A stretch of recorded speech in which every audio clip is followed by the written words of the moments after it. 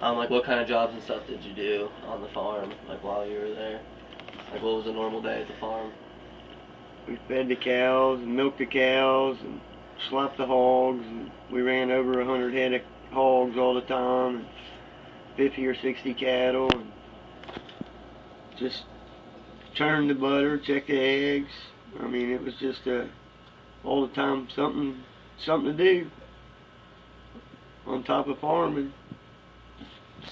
When you say we, like who do you mean by we? Like who stayed on the farm with you? Just everybody in the family. Our grandparents raised us, and my cousins, and it was just a big family kind of operation. You helped each other out, and they'd come help you get your crop in, and you'd go help them get theirs in, and just everybody kind of worked together as a family and helped everybody out.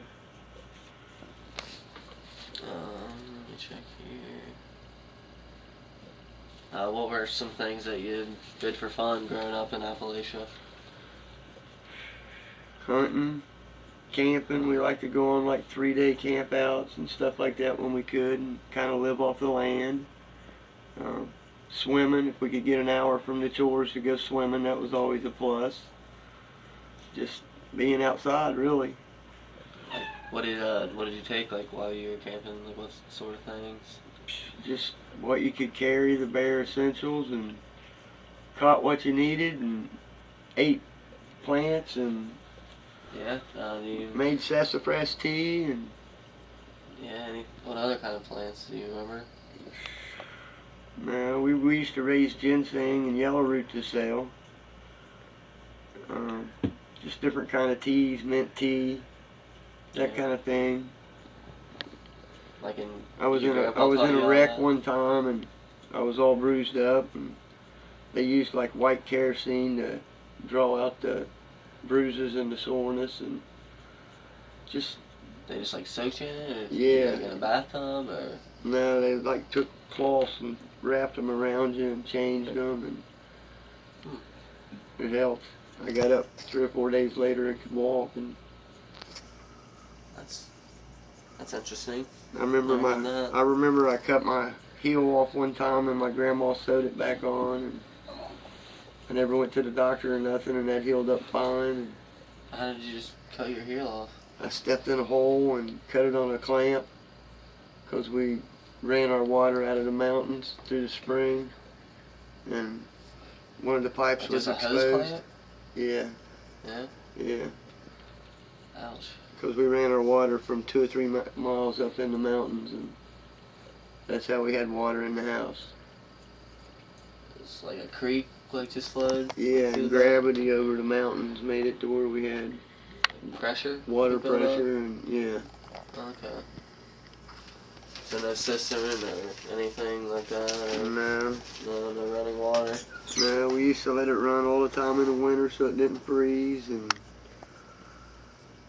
so never, like, there was a constant stream, like, all the time, like, even in the winter, it didn't freeze? Yeah, unless you shut it off. I mean, we had a well out in the yard, but we hardly ever used it. It's for emergencies? Yeah. Yeah. Did you guys have electricity? Yeah, we had electricity. Yeah. No hot water. No hot water? No inside plumbing as far as just a sink, kitchen sink. So what'd you do for showers and baths and things like that? You took baths in a tub in the summertime and on the front porch in the wintertime.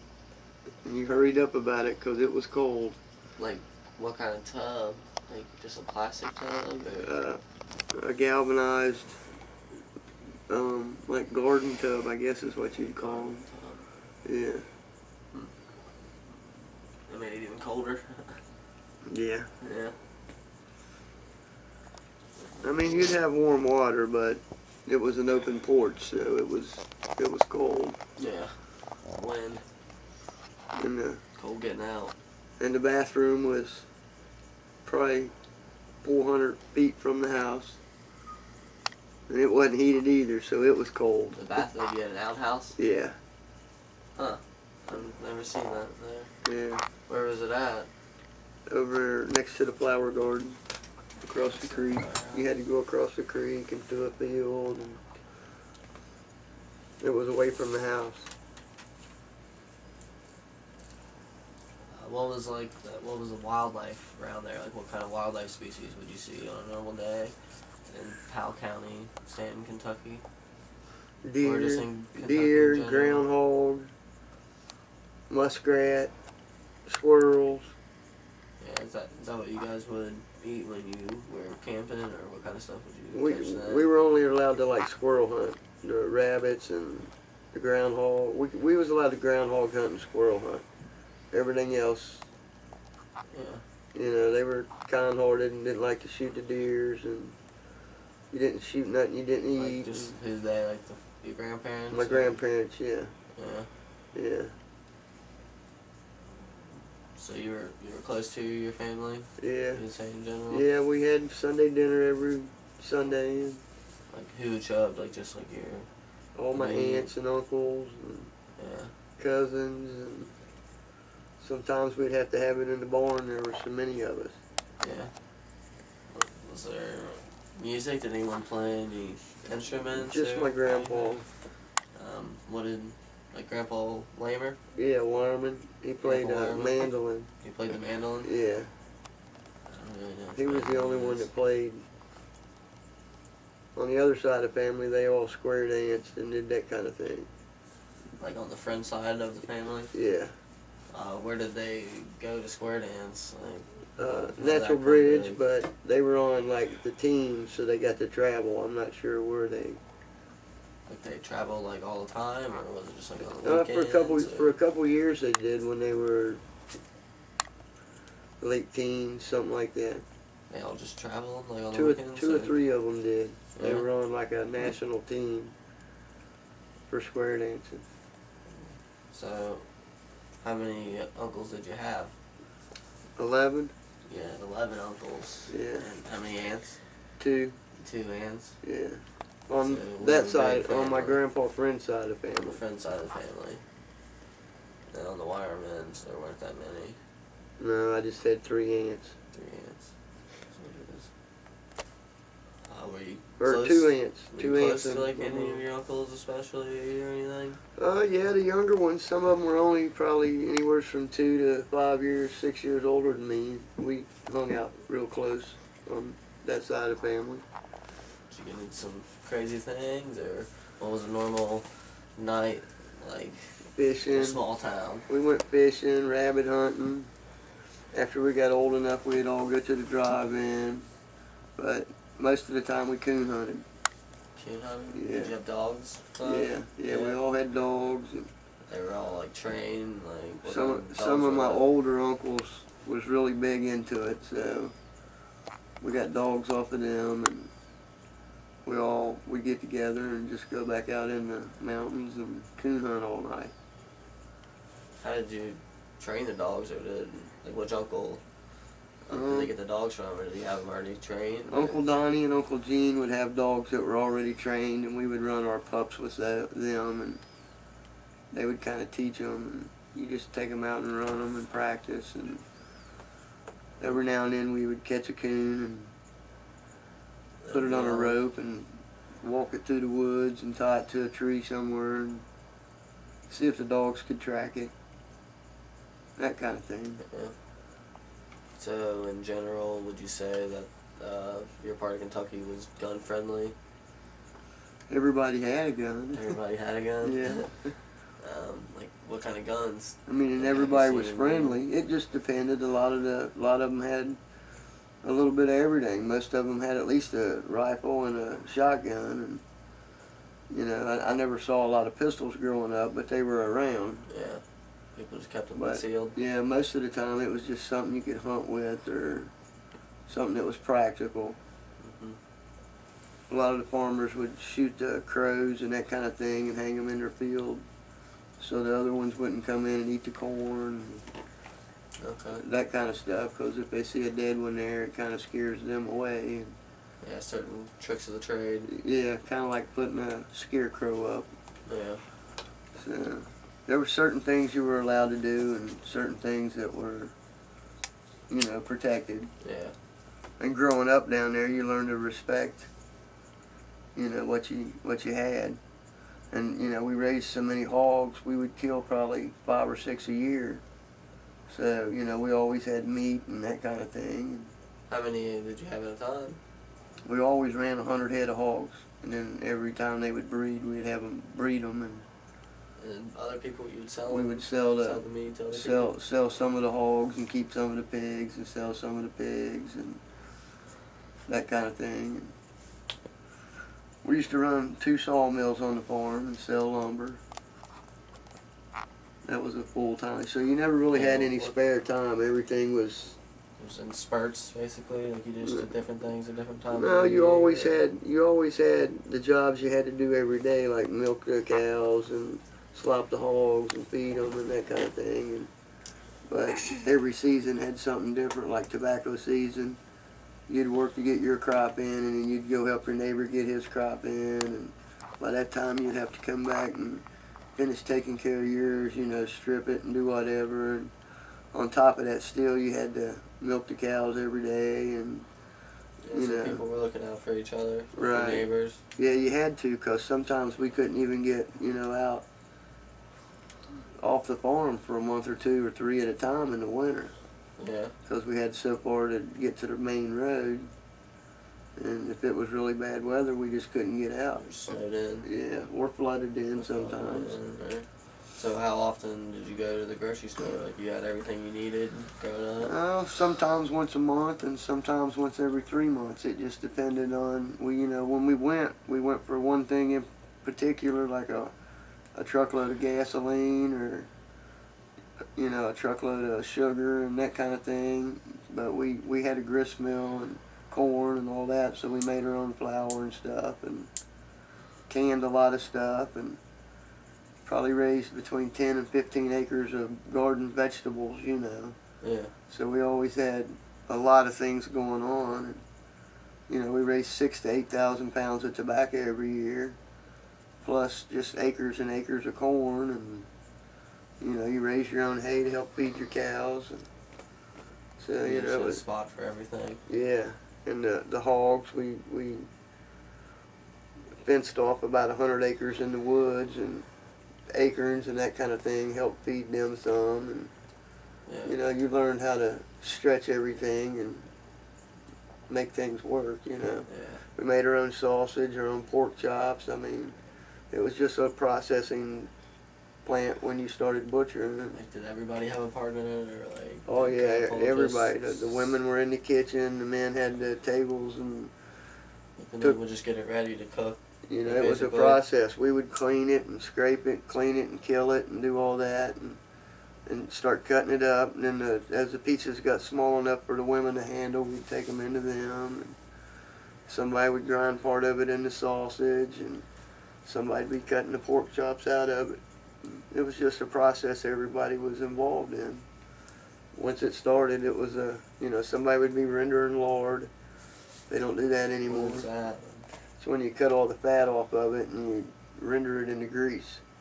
That's it. We used to call it the witch's pot.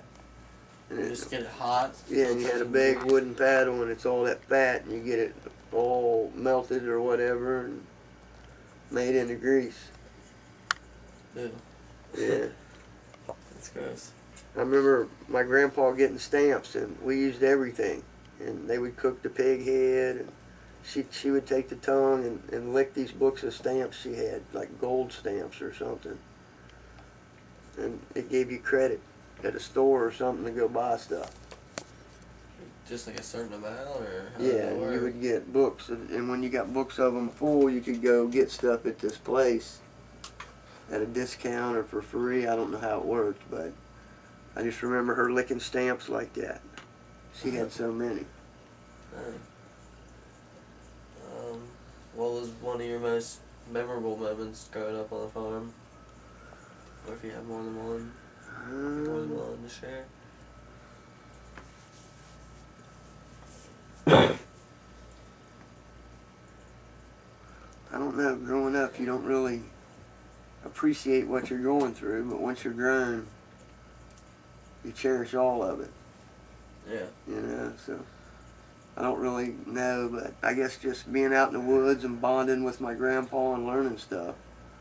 I mean, you know, we were driving tractors and using mules to log with and all that stuff by the time we were 11 or 12, you know, so just learning how to be around a sawmill and a grist mill and, you know, run all that stuff and be self-sufficient at that early age, I guess, is some of the stuff that you really cherish, and, you know, it makes you reflect back sometimes, because we take a lot of what we have for granted.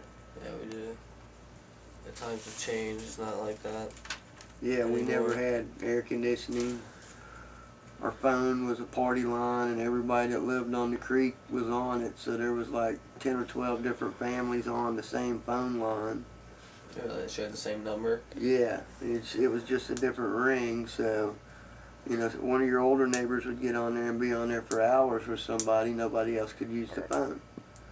So it was call waiting or anything, it just show up busy. Yeah, so it was a good thing, and it was a new thing back then, but I remember always having to wait on the phone because it being a party line. Huh. So you couldn't call your girlfriends? You didn't really have girlfriends like that. No. You didn't keep in touch with them like that? You just... No, everybody lived too far away, and the phone wasn't a big thing, and, you know, if you didn't live close, you really didn't have a girlfriend, and everybody was busy, you know, I mean, everybody had chores. You went to school, you came home, you did your chores. Before you went to school, you did your chores, and then you got ready for school. What was school like there? Like, it was a lot of fun. I mean, I remember recess. Did you have like an elementary school? Like, did you go to preschool or kindergarten? It was a small school. There was a whole bunch of us in like 2 rooms. You know, they had like grades 1 and 3 together, and, you know, they crammed a few because there wasn't that many of us. Yeah. You know, now you'd go back to that school and it's gigantic. Yeah. But back then there wasn't that many of us. It was a real small school and only had a couple rooms. And when it did expand, as I was getting out of there, the way they expanded then was they bought a little trailer and moved in next door, and that was how the school grew. They just kept adding trailers per classroom? Yeah, and I think after they got up to 2 or 3 different trailers, they ended up building onto the school. Yeah. But that's how, you know, small of it. It was such a small town that we didn't even have a red light until 10 years after I could drive. What would you say, like, the population of the town was? Back then? Yeah, back then. It'd be hard to say because everybody was so scattered out and you didn't know how many kids were in each family and whatnot, but to go through town, probably no more than a couple hundred in the town area. Yeah. So it was real small. Well, outside of town there could have been the same amount of people probably scattered. Well, you don't, or more, because you don't know, because we all come from great big families. You know, I mean, 12 or 13 kids per family makes all the farm work go by better. Yeah. You know, so I mean, everybody was into big families back then. So.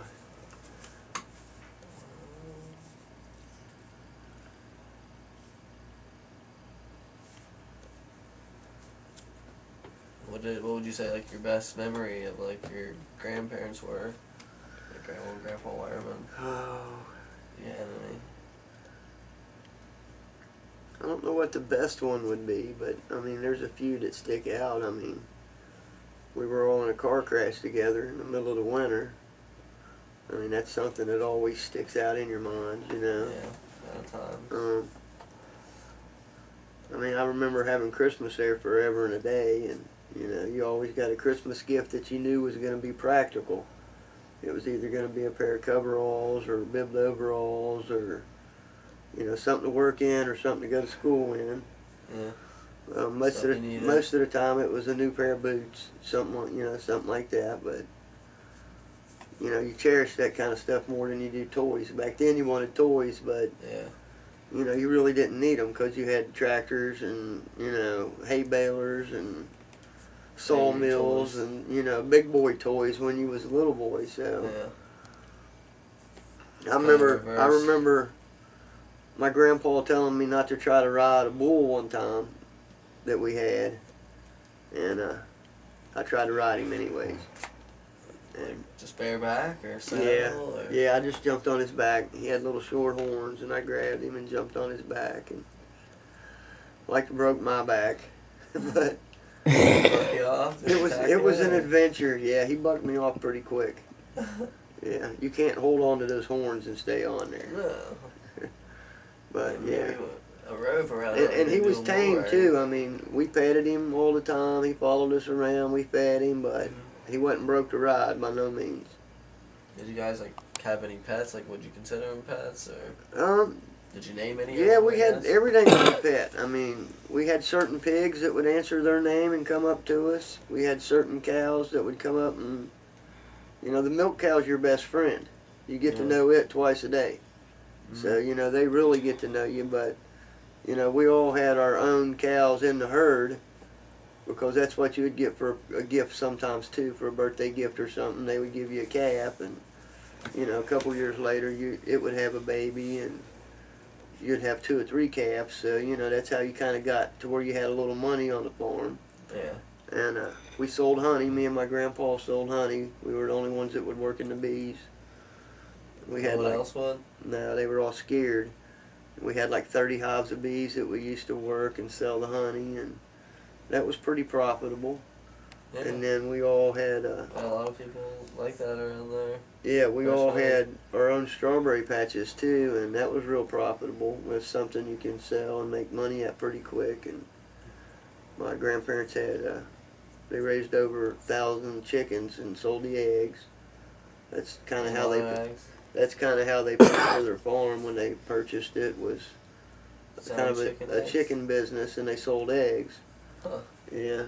Like, how much did they buy the farm for? How many acres was it? I don't remember how much they paid for it, but it was like 380 acres or something like that. And when we went through the back part of it, we crossed right into the Red River Gorge. And then if we traveled straight across that, we would come into my other grandparents that lived in Wolfe County. Okay. So separate counties, but it was actually pretty close if you looked at it. Yeah, they're border counties. Okay. Yeah. Just a little piece of the gorge, natural bridge area. The natural bridge itself actually is what kind of separated them. Yeah. We would cross right over into there at the foot of Slade Mountain and just shoot on through the woods and get there. You would just go through the woods, like you wouldn't take the roads there? No, it was longer to go back to the road, and we knew how to travel through the woods. And you would just run through the woods, or how would you? No, we would just go on a hike. It would take you about all day to get there. Yeah? Yeah, it was a long hike. Through some backwoods. How many miles do you think it was? I don't know. Probably somewhere between 10 and 15. But to walk to the store from our house, and we did that a lot, was probably 5 or 6 miles round trip. Yeah. And if we could get enough money for a pop or find enough pop bottles for some candy or something once in a while, if we had a little time off, we would walk there, you know. And back then that wasn't a big deal. You made good time. And, you would just find cans on your you know, we didn't know what smoking was, you know, that kind of thing. You was used to just physical labor all the time.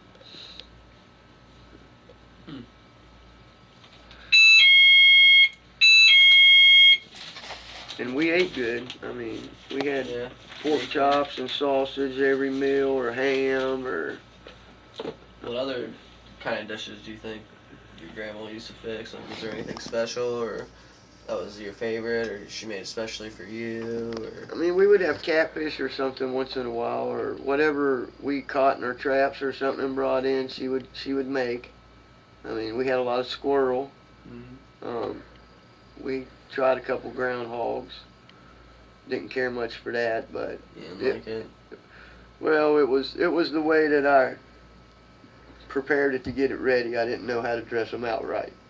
Yeah. And there's a certain way you do everything so it's more edible or palatable, you know. So it was just the way we didn't dress them out right. Yeah. So you didn't find the secret and didn't care for it too much anyway. Yeah, the taste was real strong the way we were doing it. Yeah. But like fish, I mean, we come in with fish a lot too if we got a chance to fish, and that was always a big thing. And Just nothing really special. Everything was fried, you know, cornbread, soup, beans, and get up in the morning, fried ham and eggs, and pork chops. You know, I mean, we had meat and biscuits every meal and cornbread. Yeah. You know. How early did you wake up? Did your grandma have breakfast ready for you? We were having breakfast at daylight every day. Daylight, no matter if it was No winter matter or what. summer. No matter if it was a blizzard, winter, summer, it didn't matter. In the summer times, we actually even got up before then because we cooked on a wood stove my entire life living there. Yeah. You know, and the food tasted better. You know, it was wood stove, wood heat stove, wood cook stove. You know, I don't remember until after I was a little older before my grandpa ever even bought an electric stove, just so my grandma didn't have to cook on a wood stove all the time. Yeah. Because, you know, she was starting to get older, and it's hot. You know, and it's a lot of work. So would you cut like firewood every morning, or would you have it ready, or? No, we would just take a couple weeks or whatever, and like I said, we ran the sawmills all the time, so we had like slabs that we used and wood from the sawmill, and yeah, and we mix it with coal, and does that make it last longer, or it just burns hotter, and you just can mix it, and not the stuff you cook with, but the heat your house with. Yeah. Yeah, and my grandpa friend, they're all oil well drillers, coal miners, that kind of thing. So everything they did was with coal because they got it for free by the truckload. They just got it free? Yeah, so they worked in the coal mines. Some of them did, and some of them just went around drilling water and oil wells all over the place. So and gas wells, but yeah, we used to keep barns full of coal. Just to heat in the potbelly stoves with. I remember them. They were the thing back then. It's crazy. Like what? Like explain. Do you know like any of the processes like with like the oil wells or anything? Like I don't really understand it. Like how do they drill? Like is it to heat their house or what? How do they find oil? Well, on an oil well, how do they find gas wells? On an oil well, it just depends. Sometimes you can drill where you think there'll be oil and you'll hit a gas. I mean, you can't guarantee what's under the ground. But they take core samples and send them off and get them checked, and that kind of gives you an idea of what you're looking at. And, you know, sometimes you can go down and you just hit a dry well. But like at my grandpa friend's house, it's heated off of a gas well that my grandpa drilled that we don't pay for. They drilled a well, they drilled gas to heat. Yeah, they drilled a well, they hit gas, it keeps enough pressure all the time that it's enough to run the gas off of in the house. So they went and bought a regulator for it, hooked it up, and now they heat their house for free. They don't have to pay for gas. Alright. Does that do electric too, or what all does it? No, it's just for the stove and the hot water heater and that kind of thing, and the heat. Laundry. And no, the heat is gas too. So they took out the potbelly stove and put in gas. Okay. Just like having a propane tank that you have them come fill up and drop off. Only it's coming straight out of the ground. You don't have to pay for it. Yeah. I got a couple relatives down there that have those. And then I got a couple that got oil wells on leases that they got. And that's just a pump station, and you pump it into a tank. And when the tank gets full, you sell it. And they bring a big truck in, suck it all out, and you sell it. What was it selling for, do you know? Or, I'm pretty sure it was good money. Hardly nothing. So they had mineral rights, I guess? Yeah, hardly nothing back then, and now they've got tanks of it that they're hanging on to because they don't want to pay hardly anything for it. So they're waiting for the prices to come up. And you would think the way prices are now, they'd be wanting to buy it. Yeah. But they don't. So what's that tell you? Makes no sense. Yeah, it makes no sense at all. Yeah. Huh. We'd rather buy our oil overseas than in America. Yeah. Or that's what I see, but... Or maybe they're just more, they just want to save ours until later. I don't know. I mean, they're willing to buy it, but they're willing to buy it at a cheaper price. Okay. And they're wanting to sell it at a little higher price. What everyone else is getting. Exactly. Yeah. And that's the way the people down there feel. If you can sell it overseas for that, then why can't you pay me a fair dollar amount for it too? Yeah. You don't have to ship it that far, you know. You should be paying me more. Right. You can look at it that way. Yep. Did you go to like church or anything? Like what was your, when we were younger, we did. Like what kind of like religious was it? Was it a Catholic church or Christian? It was a Christian. It was called Tin Town. It was just a little one-room church, and we probably went for 2 or 3 years straight when we were younger. And yeah, like how old were you when you think you went to church? Oh, I really can't remember. I mean, we were young, maybe 6, 7, and 8, yeah. Something like that. When we first started into school and that kind of thing. Yeah, why'd you stop going? Like the grandma and grandpa? Or you guys just got busy, or something happened? Or? A little bit of both. I mean, my cousins were a little unruly, and yeah, you know, farm life takes over sometimes, and just having the time, you know. My grandparents had people that came over all the time from church, but we never really went to church. Yeah. After a few years. They just believe that they still believe in God. They didn't have to go to church really. They were busier. Yeah. They still worked on Sundays. Yeah. That kind of thing. Yeah, we'd work Sunday morning and Sunday afternoon, but we'd take time off for, you know, dinner with everybody, and everyday chores had to be done. Yeah. Could you like describe like the layout of the farm? Like what kind of like ecosystem and stuff did it have? Like, was it all just flat? Like how many acres you think was just the farm? It was probably half and half. It was probably, I don't know, 150, 175 acres of it was woods, and maybe 200 acres of it was woods, and the rest of it was cornfields and hay fields and cow fields. And yeah, was there anything like cool like up in the woods? Did you have trails, or was there any cool caves? We had a cave, and we had an How orchard. big is the cave? We had an orchard on the other side of the farm. Apples, pears, all that kind of stuff. Great big orchard on the other side of the farm, and the cave was right at the edge of the orchard.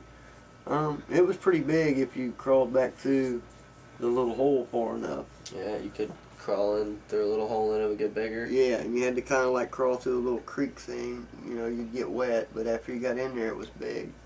Yeah, did you ever go all the way through? Like, was there light at the end of the tunnel? We didn't go all the way through, but we went way back in there before. Creep you out? A little bit. We caught some bats in there. And yeah. One time we went in there and there's been a wildcat was in there. A wildcat? Yeah. Or like a bobcat? Or? Yeah. It was scary. But we had like the old lanterns, the old type. Yeah. It put off a lot of heat and stuff. And I think that scared it, and it got out. So, because back then we were young kids, we didn't carry nothing more than a stick. Yeah. You know, and the dogs, we had a faithful dog that went with us, you know. Family dog. Yeah. Yeah, and no matter what dog you got, we always took it out and got it snake bit when it was a pup. Like, why? What for? So that way I'd learn how to kill snakes. Kill snakes? Yeah, that was the way my grandpa thought. If they got bit in the face and it made them sick and didn't kill them, from then on, they'd kill snakes. And it worked. I seen him do that with a dozen dogs. And all of them will kill snakes. After that, they knew how to kill them. They knew not to get bit. They knew, I mean, he trained some really good dogs like that. Huh. But he almost killed a few of them, too. Yeah? You didn't kill any of them? No, they all lived, but... Yeah. It's close to it. Yeah. I mean, they had a lot of old tricks. We had dogs that used to steal eggs and eat them. Yeah. Suck eggs. And we hooked up a extension cord to an egg and laid it on some hay where the dog had been coming to a nest, and he plugged it into the wall. Well, we sprinkled out some water on the hay and got it wet, and he plugged it into the wall, and about an hour or two later that dog came to get that egg. Shocking. And that was the last egg that dog ever tried to eat. because it's about killed him. You try to feed him eggs after that? Or? No, we didn't try, but he didn't steal none out of the hen house or nothing no more either. Yeah. But, you know, there's just certain things you don't do. You don't suck eggs. You don't, you know. And we had a lot of dogs though. A big farm like that, you know, something was always bothering the livestock or something, so it was better to have a lot of dogs. Yeah. How many would you say you had at one time, or what was the most you had? We've had anywhere from 7 to 17. 17? Yeah. Did all of them have names? Yeah. We probably had 3 dozen cats too running around on the farm. Cats? Yeah. And you had that for mice? Because we had the corn cribs and that kind of stuff, and we did our flour, and we had our smokehouse and our fruit cellar, and a lot of cats would take care of it, you know, cornfields, that kind of stuff. You get a lot of mice and keeps snakes and rats and like that down too. Yeah, it kind of keeps everything in check on the farm, and you don't have to use poison. Yeah. It's a natural invader. Yeah, because I don't remember ever spraying any pesticides or nothing like that. None at all when you grew up? No. That's good. We used everything organic. We had, you know, the bins where we would take our coffee grounds and put them on the garden, and eggshells and tea bags, and, you know, everything had a spot. Everything had a place, yeah. Yeah. What are some of the differences, do you think, from like when you moved away from Appalachian and coming to Cincinnati, which is right outside of Appalachia, like a major city? Like, what do you see it's different? Or the major difference? Everything's a lot quicker. I mean, just everything, really. I mean, it's just so busy, so quick. Everybody wants everything right now. It seems like everything's going at a fast pace all the time.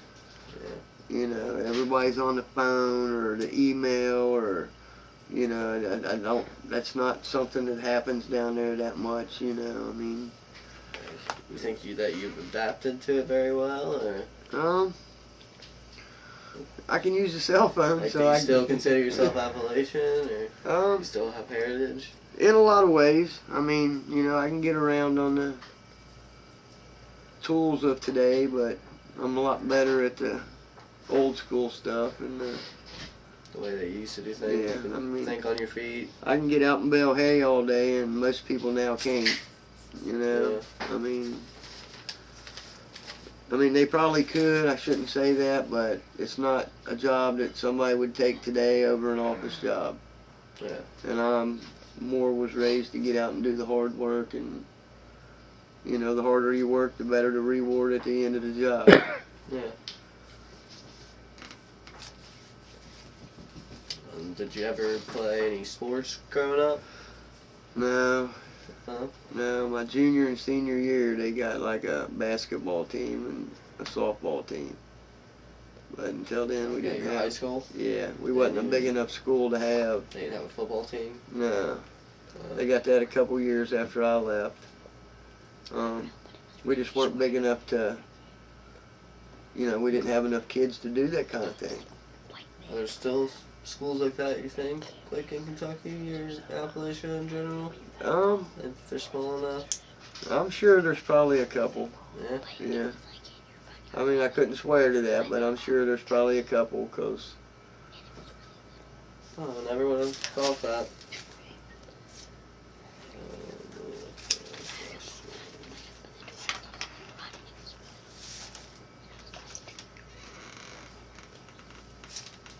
Did you guys have a lot of money? Not money, but if we needed something, we knew we could always take some cattle off, or, I mean, there was... Did you trade? Is that what you guys used to do? A lot of times, yeah. I mean, we weren't poor. I mean, you know, but we weren't rich either. Mm-hmm. But if we needed something, we knew how to take off some tobacco or sell some hay, or... So they didn't go, you didn't have a bank that you went to like just get out money or anything like that? No. The town didn't? No, a lot of things were done on a barter. You might trade something for a cow or a pig or a cow or a ham, or just depending on what it was and how big it was, or you might trade for a load of hay. You know, a lot of times we did that. You know, we sold eggs and honey and that kind of stuff all of our lives. So you always had some money stashed around. And yeah, like he would just stash it. Like what would he do? yeah, he'd put some in his file cabinet. He'd put some out in his work shed. You know, my grandma was the same way. She would hide her egg money, and you know, combined when they really needed it and pulled it out, they would have enough money to do what they needed to do whatever. Yeah. He used to bury the money, his money. Yeah. Or is that when he got older? No, he always did that. He'd bury some here and bury some there, and he just believed in changing it up so if you found some, you didn't find it all. Yeah. You know, just the way he was raised, I guess. You're good enough to find it and might as well take it, right? I guess. When did you leave Appalachian and come to Cincinnati?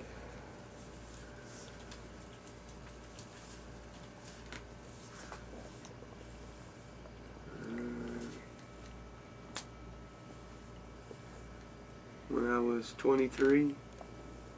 23? Yeah. What brought you up to Cincinnati? My dad lived up here, and there wasn't no work. Everything was dying out farming, and everything was kind of dying off, and work was getting real hard to find, and sawmill dried up. It was just getting hard to find work, and nobody could pay you to come do the work they needed, and it was just getting real hard. I came up here and got a job in a factory. And What factory? Where at? It was over in what they called Swifton Commons, or close to Cincinnati Gardens. And it was a machine shop job.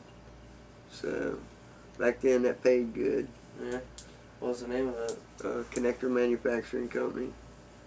What did you do there? I started out as a material handler, and then I ended up being their die setup guy. And then I was a CNC machinist, and spent most of my time on third shift, and pretty much ran third shift. Okay. Was that your first ever job? Yeah. Well, it was my first off the, that was my first off the farm job, really. Yeah. Like paycheck job. Yeah, steady tax job. Yeah.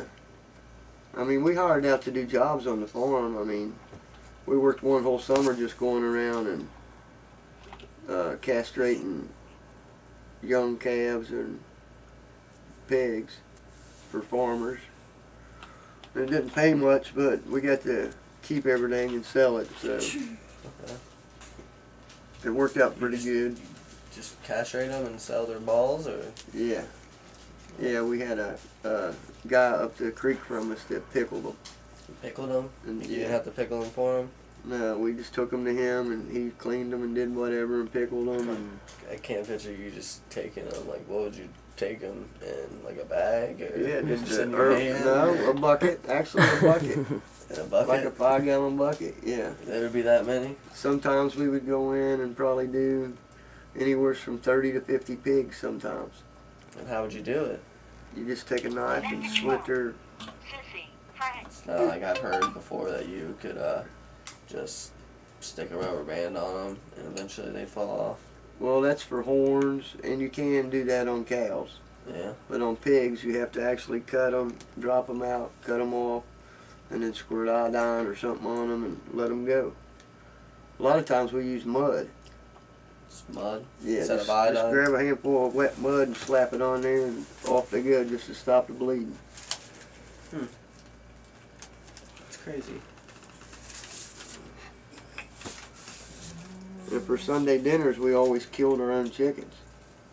It wasn't no store-bought stuff. Every Sunday you would? Yeah. That was one of the Sunday morning chores. That was Sunday morning chores, so they'd have time to prepare it for dinner. You'd go kill a couple roosters or chickens and whatever she wanted to make, dumplings or fried chicken or whatever. So some kind of chicken. It always wasn't the same dish. We always had chicken. We might have pork chops or ham or something, but Sunday was always chicken. With everything else mixed in, but it was always chicken. Yeah. What was your favorite chicken dish? I liked fried chicken growing up. Yeah. The older I've gotten, I don't care a lot for it, but It's not I liked fried chicken back fresh. then.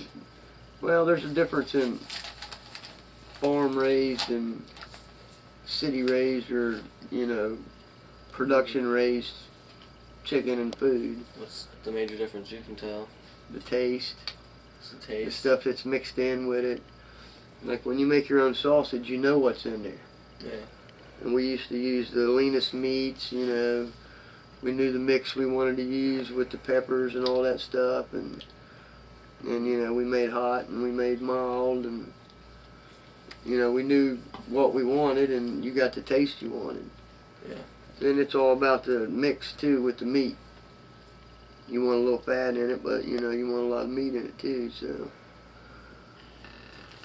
And your grandpa pretty much knew it? Like He had a recipe, and life, we just went by the recipe, and I take it like his dad or his grandpa taught him. probably, yeah. I never really knew where he got the recipe, or if he just experimented or what, but Yeah. So how diverse was the culture in Appalachia? like what do you mean? Like the people, like different races and ethnicities, and no, just I white mean, people, or no, I really didn't know what a black person was until we went to Lexington. I mean, what is Lexington? it's I mean, like for the other biggest people who don't know town. that's It's like the watching. biggest town close to us back then, and that's where you had to go for all your major stuff. Yeah. And I was pretty old before I knew what a black person was, really. Like, I mean, it wasn't something we heard about in school or taught, I mean, you didn't see it on TV? we had never met one. No, we didn't have TV. You didn't have TV? No, we got like 2 channels, and you got to watch Lawrence Welk, Hee Haw, the Waltons once in a while. I mean, we didn't have time to watch TV. They would give us like an hour every now and then, and Yeah. and we didn't get cable. We didn't have cable. We just had an antenna on the mountain. So you were lucky to get a channel at all, Depending on the day. Yeah. And that wasn't a priority. He would rather listen to the radio, and we were used to that, Mm-hmm. What would you, if you were to describe Appalachia in your own words, what words would you use? Or have an Appalachian heritage? Like, what are just the things that come to your mind? What do you think being in Appalachia is today? Today, Yeah, today. I don't know, hanging on to your roots. I mean, we were all raised on cornbread, and moonshine, and hard work. I mean, Yeah. I don't, just hanging on to your roots and your heritage, Lots Just of respecting it. music, respect, and I mean, everybody had a good time, and if you hurt one family member, you had the whole family coming after you. It was kind of everybody was a close knit. They were for what's right. Yeah, I Always fight mean, for that. you looked out for your own, and you didn't stick your nose where it didn't belong, and it pretty much you don't ask no questions, and we're all fine. I mean, they like to stay to themselves, keep their business to themselves, and take care of their own.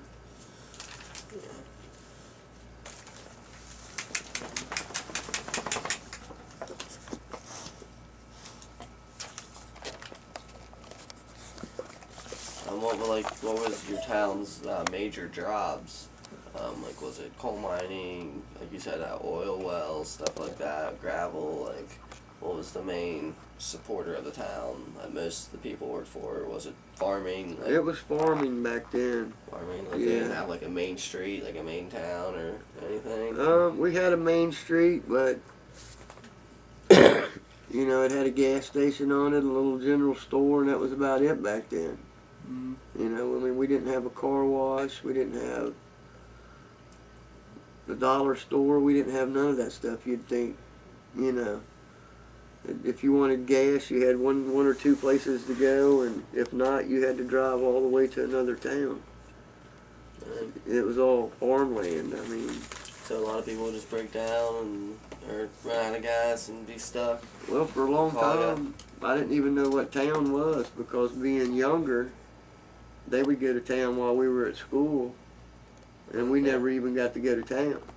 Yeah. So we didn't even know what town was, you know, until we got a little older, and that was a treat for us to go to town, you know. Yeah, definitely. So, I mean, we were happy if we got a pop when they came back. Yeah.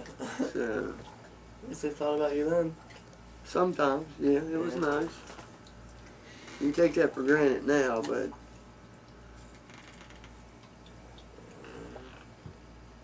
Do you feel that you got a fair chance in life from being from Appalachia? Oh, yeah. I've been doing a lot of research like here lately, and they say that people from Appalachia are least likely to go to college and have that kind of thing, like educational wise, like from school. well, that's probably true, but they're the most likely to jump in and get the job done if you give them half a chance. Yeah. I mean, yeah. They're the hardest workers. They have a lot of drive and they're smarter than you give them credit for. Yeah. They've learned how to survive off the land and take care of their own, and you know, they've made it through the hard times, and they know how to survive and get the work done. Yeah, I've also heard lately that Appalachian. What was I gonna say? I lost my train of thought. Another note. Have you ever been in a coal mine? Yeah. Yeah. Like, did you work there? I didn't work there. I just visited there. Some of my uncles work in them off and on. And they let you go inside, or? Yeah, we went inside. I didn't like it. You didn't like it? No. No, that's not for me. You knew that you didn't want to go there? No. A couple of my uncles worked in there, and Uncle Bob was a diesel mechanic for the trucks. And it's a dirty, nasty, not a good place to be. Yeah. Wasn't an easy But job. I just didn't like it underground. Yeah. Claustrophobic. I don't know if it's so much that or Something crushing it in you. it's just not a nice place to be. Makes you feel uneasy. Yeah, you'd have to get used to that. Yeah. And I think being born down there, you got to be a special person to go underground like that, because we like the outdoors. Yeah. We don't like to be Stuck somewhere. Yeah. In a place. You like to be free. Yeah. Definitely like our freedom.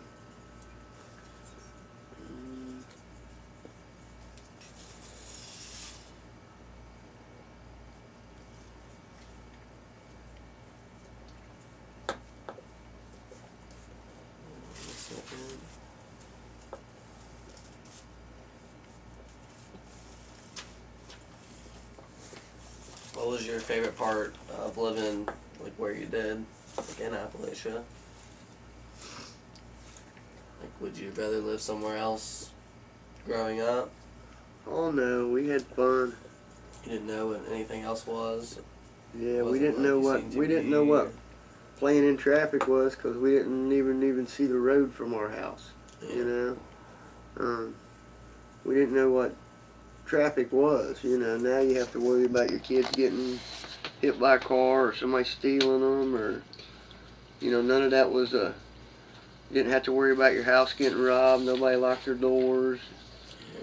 You know, it was just a lot simpler way of life. Now you got to have an alarm system on everything, and you know, back then you could just leave your doors open and trust your neighbor to come borrow your tools and bring them back, and shine it up for him. Yeah, and take care of it. And nowadays you take off like that and you won't have nothing when you come back.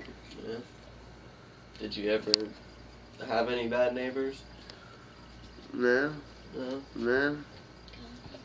No, all of our neighbors all worked together, and we helped each other. And, you know, if one's cows got out and then the neighbor was too sick to handle it, we went and took care of it for them, and they'd return the favor when they could.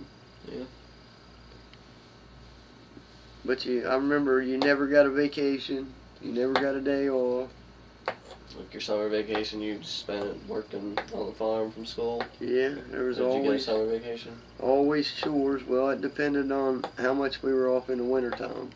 Yeah, did you make up the days? Yeah, there was 2 years we went almost year round. Yeah. Because we missed so many years in the winter. Like 2 years in a row? No, they were scattered up, but they were like years when we had like blizzards and that kind of thing. What, 68? I can't remember offhand. 77. But I remember several blizzards where we were home for a long time. Do you know anyone from Appalachia that has a college degree or any other form of education? Both my aunts do. Which aunts? On my mom's side, Aunt Linda and Aunt Marlene. They both got an education to be school teachers. School teachers? Yeah. Do they always teach? They both taught. They both taught for a couple years, and then I don't know why they ever got out of it. Where'd they teach at? I really couldn't tell you. They got their degrees in Moorhead, but after that I couldn't tell you. Yeah, Moorhead College in Kentucky? Yeah, Moorhead University, I think's what it's called. But no, not too many of them. I mean, there's a couple, but not a lot of them got a college education. Were you really close to your brother? Yeah. Yeah? Yeah. What were some of the crazy things that you guys did? He did something crazy all the time. I just ended up paying for it most of the time. Yeah? Yeah. Just picking fights, getting in trouble at school. Yeah. Stuff that big brothers would have to come in and clean up with other guys because he started something he couldn't finish, and just run-of-the-mill stuff. Just had to come save him. You were his protector? Well, I had to take a few butt whippings for him and had to hand out a few for him too. So I'll even out. He was a little bit of a hothead at times. Yeah. You get you into trouble? Yeah, and being the big brother, you always got in trouble when you got home because you didn't look out for him if you didn't. So sometimes that was an everyday fight. Yeah. But just typical stuff, you know. Not the way people handle things today, you know, bring a gun to school, that kind of thing. Yeah. No one was ever thinking that. Yeah. When you got off the bus at school, you boxed it out, and that was the end of it. Alright, I think we're good for now.